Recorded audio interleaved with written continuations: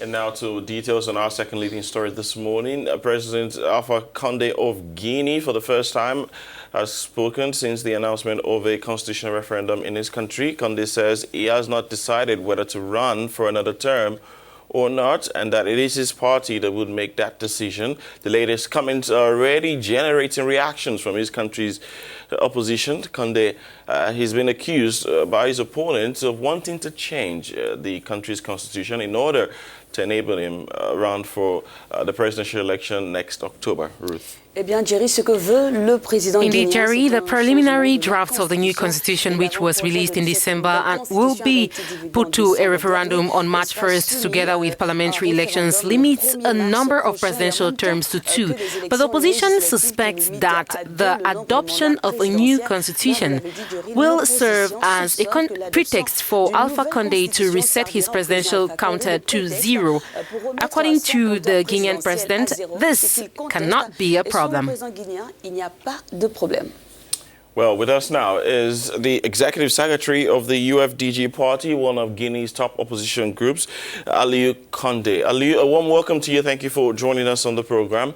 So, President Conde, speaking on the sidelines of the AU summit held in Addis Ababa over the weekend, gave an interview that seemed to suggest that he might run for the presidency. I mean, that he is open to becoming a candidate. What do you make of this? Is this surprising to you? Je crois, comme on l'a dit, il n'y a rien de nouveau sous le soleil. Donc, nous ne sommes pas du tout étonnés. I believe, as they say, there's nothing new under the sun. So we are not at all surprised. It is a scenario that is unfolding, and at each stage, there are new sequences. We are moving forward little by little. And if you remember, at the beginning, we wanted a third term. We realized that the third mandate would not pass because of the intangibilities. Then some people came out quickly to say, hey, listen, if we change the constitution, we would make a fourth republic. The pendulum would be set back to 0. It started to prosper and we denounced it immediately. We set up the FNDC to defend the current constitution.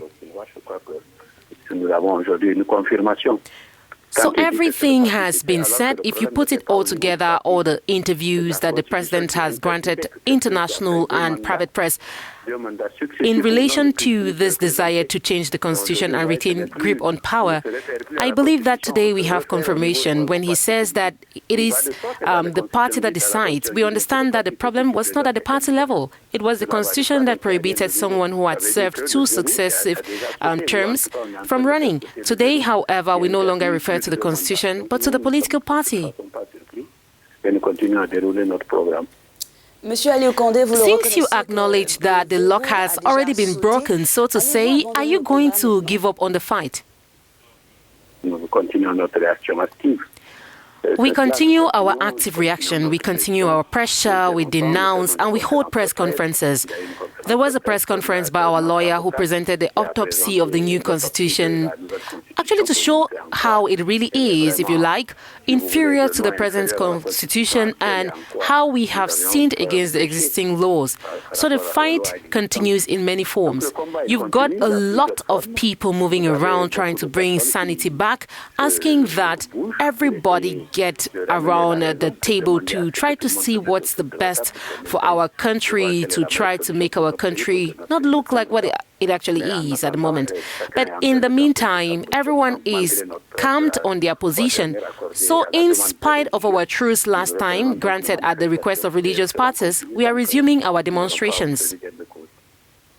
Aliou, despite some condemnation from the international community, the reaction of the African Union is unclear and is still pending on this question of the third term mandate for Condé. We are not very surprised. You know that the meeting of the West of African heads of state behaves a bit like a union. So that is the way it's always been. If you look at the map of Africa, you see where there are authoritarian democracies and where there are real democracies. It's easy to take stock. Rarely has the African Union dealt with it just like ECOWAS.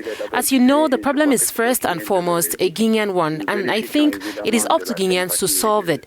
We obviously have the sympathy of certain international organizations that have denounced what is happening in Guinea, such as the International Crisis Group, the Human Rights Watch, etc. But the solution to the problem lies at home. And if you even follow the president's statement, examples he gave are precisely examples that support his position. That is to say, those who changed the constitution, but he did not give a counter-example such as Niger, where the first person who spoke of a third term ended up in prison. So in Niger, there is no talk of a third term. We do not give the example of Mandela, who had all the justifications to say that he could still remain in power for more than one term. So I think it's a real shame that we've come to this point after a historic 40 years of struggle. We thought that the professor would not have given us such a gift.